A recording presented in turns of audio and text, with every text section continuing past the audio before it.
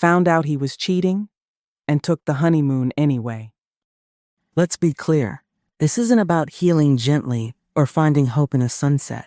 This is about burning the damn wedding dress you never wore and letting the smoke clear your lungs. The setup. The reservation?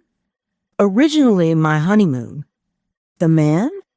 Dismissed with a post-it and the kind of clarity that comes when your peace costs more than your pride. The plan?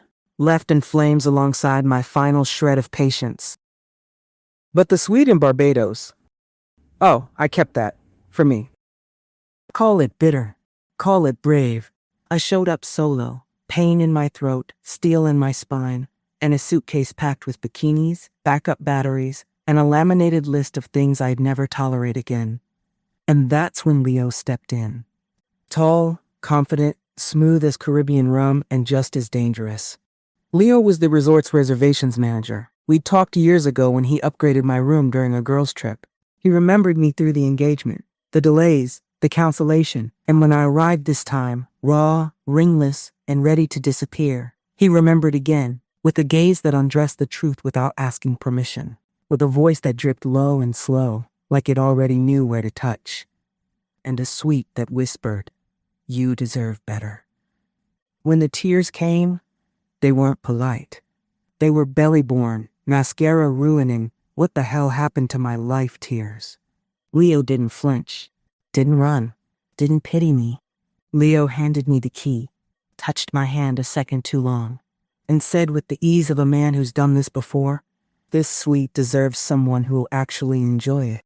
I nodded, then cried harder, then let myself be alone, but not for long.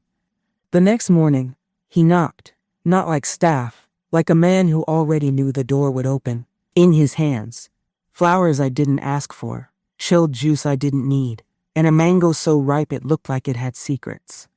He sat on the edge of my bed, as if the universe had hand-delivered him.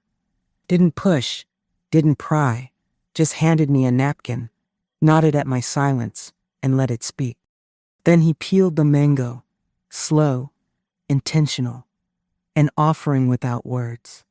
He fed it to me, one sticky piece at a time, his eyes locked on mine like he was tasting me with every glance. He didn't just watch me eat the mango, he studied it, memorizing how I came back to life one bite at a time. When the juice ran down my chin, he just watched, steady, unshaken. A sly little grin curled at the corner of his mouth as he leaned in, calm and calculated. He wiped the juice from my chin with his thumb, then slid it into his mouth like he planned to start there and keep going. Then he kissed me like he wanted to ruin every man who came before him, like he had something to prove, and my mouth was the only place he planned to leave evidence. And baby, the storm that followed, Barbados didn't see it coming. But the headboard damn sure did. No pleasantries, no performance, just heat, breath, and bodies speaking in moans and muscle memory. He didn't ask, he devoured, bit like he needed proof I was real. And when he slid lower, he didn't rush. He took his time, treating every inch as sacred, mouth greedy, tongue deliberate, like he meant to drag the pleasure out until I forgot how to lie still. And when I finally broke, I did it out loud, crying into the mattress like his tongue had baptized me in sweat and surrender. And in that moment, shaking, sweaty, and full of breath I thought I'd lost, I remembered. I remembered that I could still feel, still ache, still want, still live. Not just survive, not just smile politely through disappointment, but burn. When it was over, I didn't feel abandoned. I felt full. He ran a bath, lit a candle, then washed my back with the kind of care that knows the difference between touching and tending. No words, no rush, just presence. Then he kissed me on the forehead and said, "Take up all the space you need. The world's been too small for you." Corrine's confession. That night wasn't about love, or even lust. It was about remembering my body was still mine. About the fire I dimmed under pressure, responsibility, and the need to hold it all together. about pulling myself out of the quiet without drama, just determination. This is my beginning. And this blog, it's not just storytelling. It's a slow unraveling, a hot flash of honesty.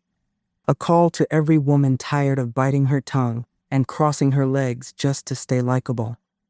So, if you're still here, still hot, still human, still hungry for stories that smell like truth, welcome. I'm Corrine, and I'm just getting started. Was it hot enough for you? Did Corrine's journey spark something? A tingle? A truth? A what the hell did I just read moment? Good. Subscribe to the Heat Sheet for inbox confessions, sweaty truths, and stories too bold for brunch. And hey, don't just read and run. Slide down to the comments and let me know what lit you up. What line lingered? What made you clutch your pearls? Or toss 'em?